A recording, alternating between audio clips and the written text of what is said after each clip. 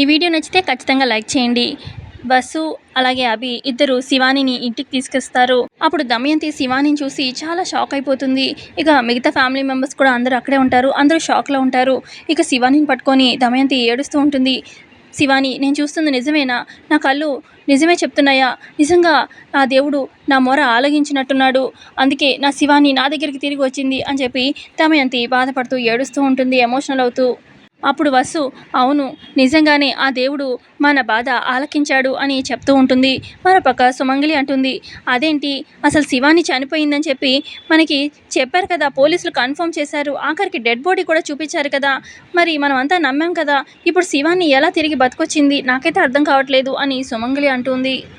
అప్పుడు అభిరామ్ ఇలా అంటాడు, అది శివాని బాడీ కాదు, వేరే ఎవరో బాడీని మనకి శివాని బాడీగా అలా ప్రజెంట్ చేశారు, మనమంతా నమ్మేశాము అని చెప్పి అభిరామ్ చెప్తూ ఉంటే, అప్పుడు భాస్కర్, అసలు ఇదంతా చేసింది ఎవరై ఉంటారు అని చెప్పి అనగానే అప్పుడు వసు అలాగే అభి చెప్తారు, ఇదంతా చేయించింది హారికానే చేసింది అని చెప్పి అనగానే అందరూ షాక్లో ఉంటారు.